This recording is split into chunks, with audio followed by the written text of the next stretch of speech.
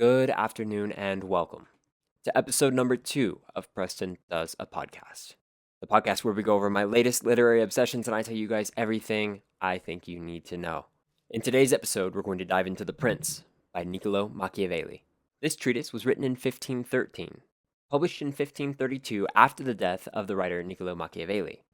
Though it wasn't his only work, The Prince would come to be his most popular. It's famous for its divorce of ethics and politics, and it lays out the rules of politics in a heartless and objective fashion. His realism has earned him and his name a rather negative connotation. The term Machiavellian is often synonymous with cunning and deception. I don't believe that Niccolo Machiavelli is the horrible person that they make him out to be. I think there's a misunderstanding of his observation of evil versus his endorsement of the evil. He doesn't really endorse it so much. He definitely talks about it and he brings it up, and I think that just made him gave him a negative connotation. The letter is addressed to Lorenzo de' Medici. It was written only 1 year after the Medici family retook their position in Florence and exiled Niccolo Machiavelli on suspicions of conspiracy. It's generally believed that Machiavelli wanted to gain favor with the Medici so he could return to Florence from his exile. And though it was written for Lorenzo, it's believed that he never read it. The Prince has been controversial since its original publication, and to this day, the book has passed through many evil hands. Hitler, Mussolini, Lenin, and Stalin, just to name a few. This work itself subscribes to no wicked agenda. While callous at times, The Prince is very true to life, and it's very funny. Machiavelli is a very funny writer. He's got a sense of humor about him for sure. This, I think, is the ultimate handbook for becoming a tyrant, whether that be wicked or benevolent.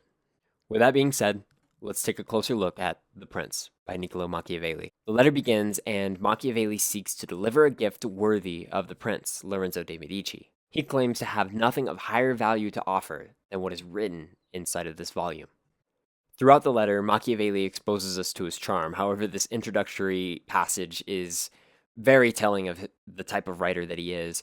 And my favorite quote from him, or one of my favorite quotes from him, is at the end of this passage. And it says, "And should your highness gaze down from the summit of your lofty position towards this humble spot, you will recognize the great and unmerited sufferings inflicted on me by a cruel fate."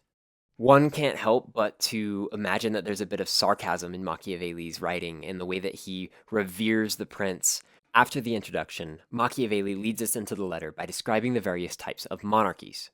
He claims he won't speak on republics, and then continues to describe the various types of monarchies and the ways they've come to be established. He claims there to be security in hereditary monarchies, while discussing the difficulties of establishing a new monarchy. To support his reasonings, Machiavelli uses empirical evidence, which he's gathered by contemplating the outcomes of various rulers and their empires.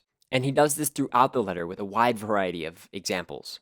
He speaks about becoming a prince through occupation, fortune, villainy. He addresses how one can measure the strength of the state, and he even speaks on ecclesiastical principalities and their unique positions as monarchies. He says, "These princes alone have states without defending them, have subjects without governing them, and their states not being defended are not taken from them." So he's talking about ecclesiastical principalities, which are essentially God-given monarchies, monarchies of the church. After discussing the establishment of monarchies, Machiavelli goes on how to defend them with militia.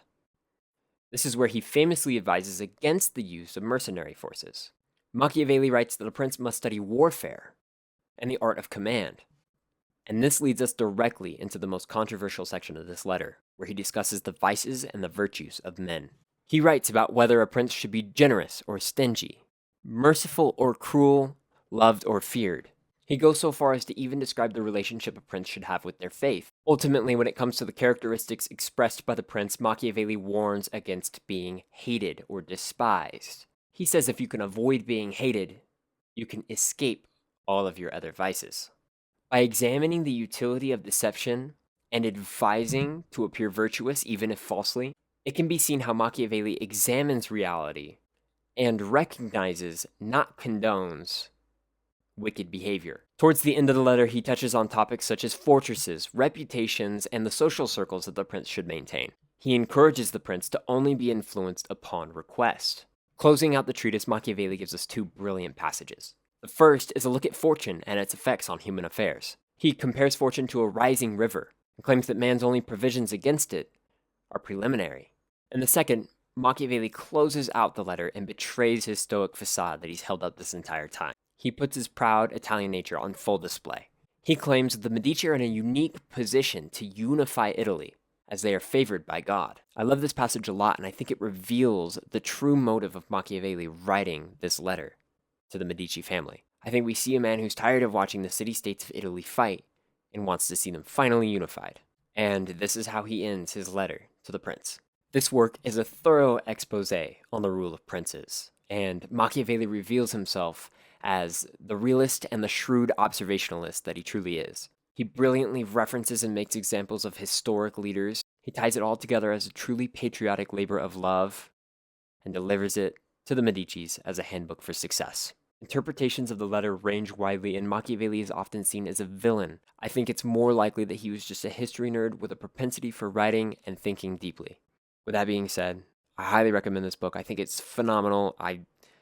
Machiavelli is a very funny writer, and he was way ahead of his time, and it's often thought that he ushered in modern political philosophy. Thank you guys so much for watching this episode of Preston Does A Podcast. I hope you enjoyed. Please let me know what you think about The Prince. I'd love to hear your guys' thoughts on it. As usual, I'm not perfect. I don't get everything right, but I want to deliver you guys the best quality review of this book that I could give you. So thank you so much for watching. I hope you guys enjoyed. Keep reading, keep asking questions, and have a great rest of your day.